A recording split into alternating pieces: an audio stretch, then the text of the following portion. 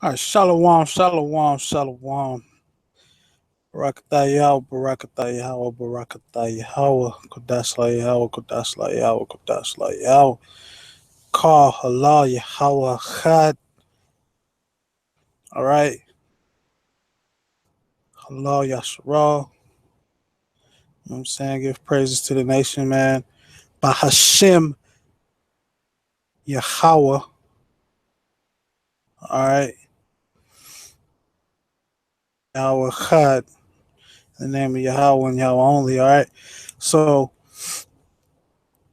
just want to say peace, blessings to the nation, man. You know, much rising. You know what I'm saying? Praise Yah. You know. Um, so what I want to do here is just go over this quick, right? This real quick, what this guy has to say, all right? So check this out. We used to joke that that man, he'd jump up off the ground speaking English and come down speaking Spanish. You know, he was amazing. And Abba Bevins loved him, you know, because in Harlem you had plenty Spanish people and black people all around 125th Street and 124th Street, because by First Avenue was where they would come over. They changed the name of the park by now. It's one of the famous people. I don't know which one. And then there was a church right around the corner. And we were in the park, and then we moved to the corner from where the church was. And Abba Bevins, he told me personally, when I saw him, he said he was 80 years old. His beard was white. He was a very impressive man. And he told me, he said, I was out here taught during the First World War. He said, and because I knew our people should know who the true and living God is. This time is 1968. And the time that I first met him, Prince Ruben was here. And they gave Ruben the mic, and he started talking. Him and Barack took turns. What happened was they waited until the people were let out of church, and then they started. And they were, you know, I mean, started. And they were let out of church. What happened was they waited until the people were let out of church, and then they started. And they were, you know, I mean, check this out. The idea, you know, Prince Ruben, one of the things he said, once he saw that the ladies were stopping by, because they see the turbans and stuff, you know, they see the turbans, and all you had to have was an American flag. Right. You put up an American flag and the cops wouldn't bother you, but if you got out there,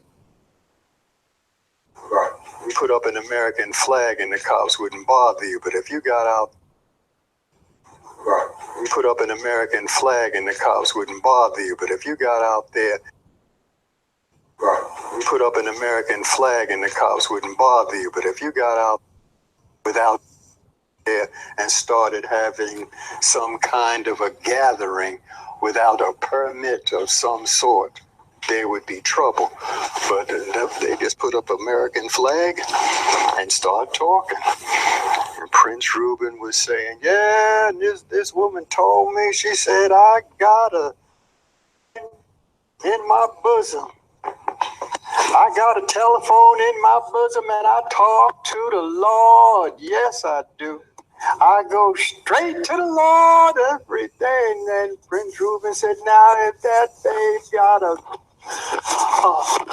line in her bosom like that, she gonna put Bell Telephone out of business. And I would teach you.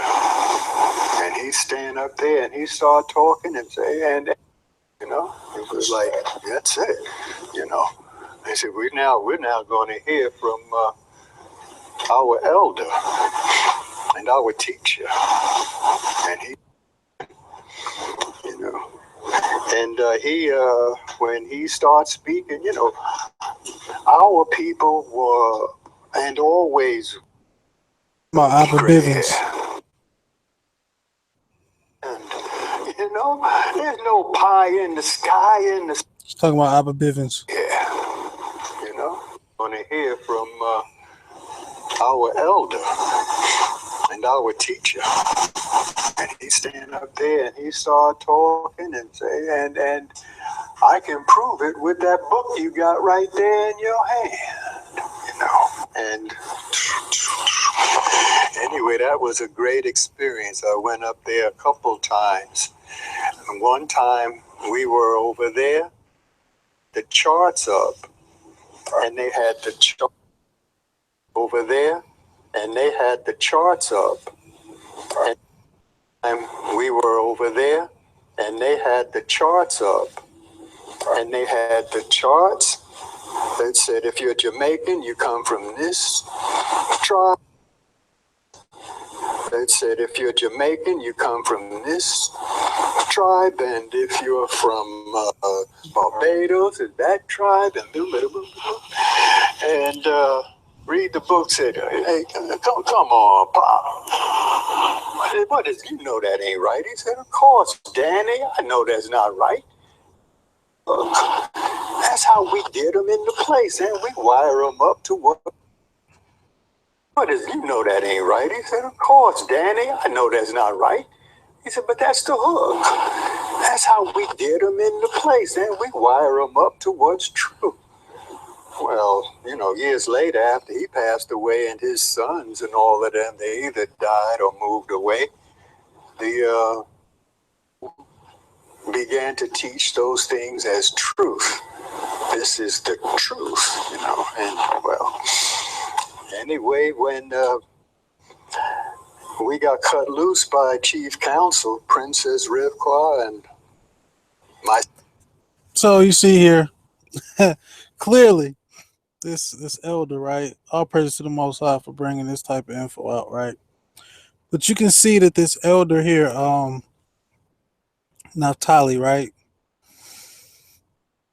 is telling us that Abba Bivens and so on and so forth came up with this chart, right?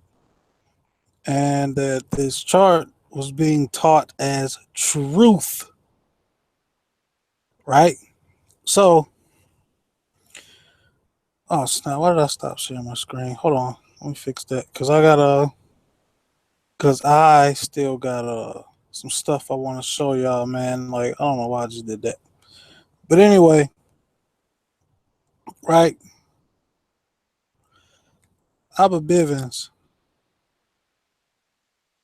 like he's basically telling you this, that, and the third about Abba Bivens and um, you know, One West and all that, right? So,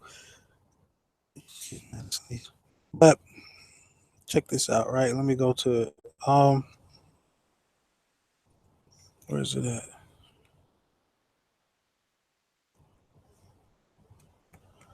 Hold on 1 second, y'all. I'm trying to find these websites, right? Push out a little information, man. All right, so share my screen so y'all can see the websites. If you want to write them down, Google them yourself. So we see here we got the IBPOEW, Improved Benevolent Protective Order, Elks of the World, and then we got the BPOE,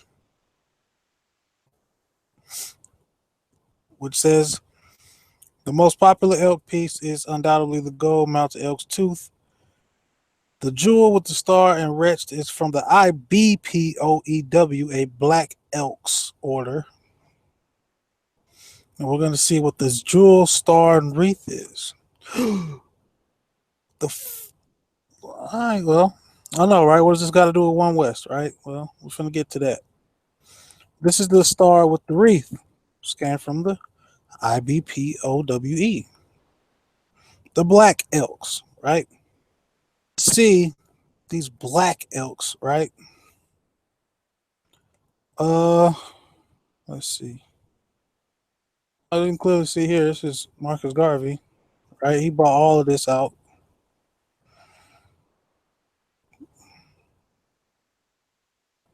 I'm sorry, Casper Holstein, who's friends with Marcus Garvey. All right.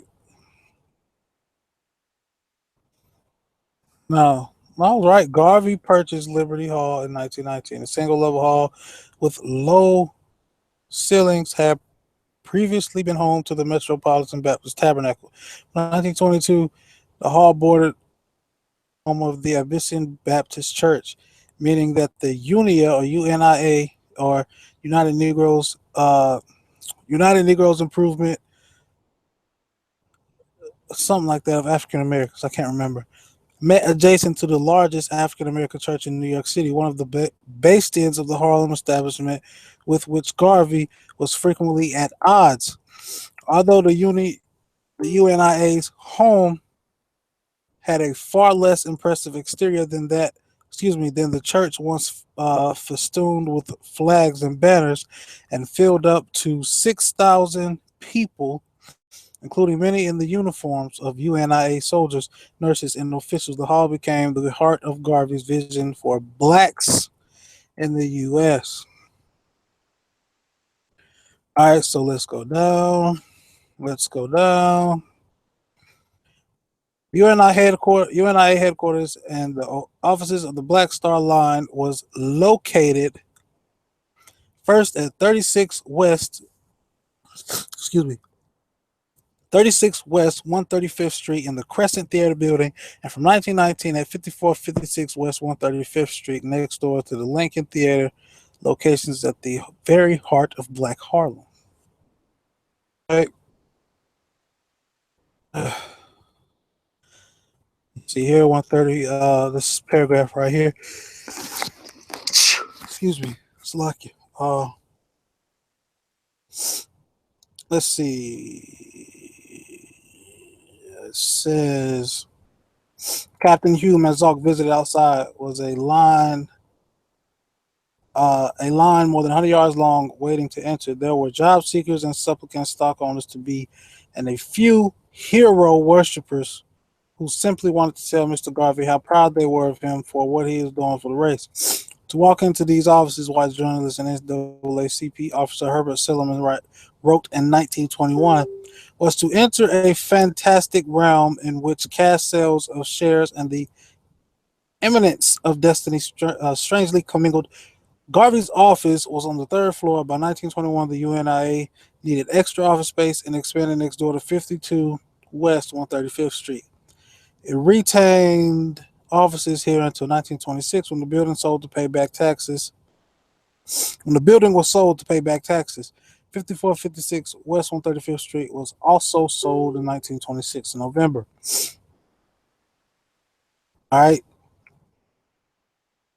Keep in mind,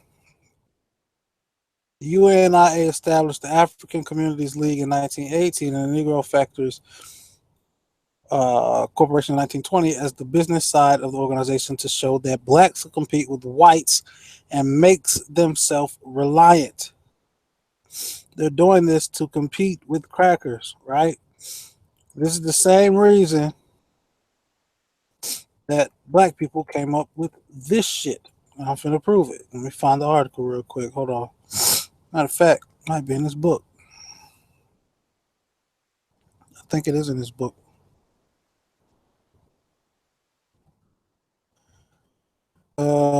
Let me find it. Let me find it. Bear with me. Y'all. I'm sorry. All right. Bear with me.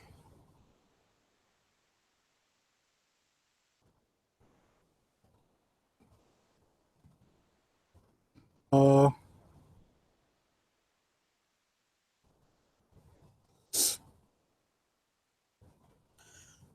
think I might have passed it. Let's see. Someone described the Negro as the nation's last lost tribe, families torn apart and scattered during the years of slavery. Blah, blah. All right, here we go. It says Harlem became a community of many varieties of academic, tribal artists, and regional cultures. In Harlem, these tribes and Negroes came together to preserve old traditions or to create new and sometimes powerful political, labor, or social paradigms. They showed solitary. Um, I'm sorry, they showed solidarity for each other sometimes in the most mundane activities. Each group would use the same beauty parlor or barbershop that catered only to Southerners from the same region or the West or to West Indians from the same island community. These groups were numerous in Harlem and they transcended almost all religious, social, and economic borders. Some of these groups had more familiar names like the Independent Benevolent Protective Order of Elks of the World Organization, by numbers kingpin gambling boss Casper Holstein, right? They were called the Commandment Keepers, a group of black Jews in Harlem. There was the Ancient Order of Free Gardeners, the Ancient Order of Mechanics, the Universal Negro Improvement Association, UNIA, the Urban League, and the National Association for Advancement of Colored People, all operating within a few blocks of each other. While the Amos and Andy radio program had been blah, blah, blah, blah, right? I'm sorry, let me go back to that. Where is it? The Kingfish and his brothers made their way onto the stage of American and broadcast history. Groups in Harlem seeking to be identified by their geographic origins call themselves names like the Sons and Daughters of Barbados, the Dominica Benevolent Society, or the Windward Island Progressive League. As like-minded groups arrived, they set up meetings, fraternal orders, and self-help organizations, much like the fraternity headed by radio personalities Kingfish and Andy. The Prince Hall Masons, a branch of the North American Freemasonry founded by Prince Hall in the 18th century, had a Harlem chapter. The Independent Benevolent Protective Order of Elks of the World clustered new members in Harlem for monthly and annual events. These lodges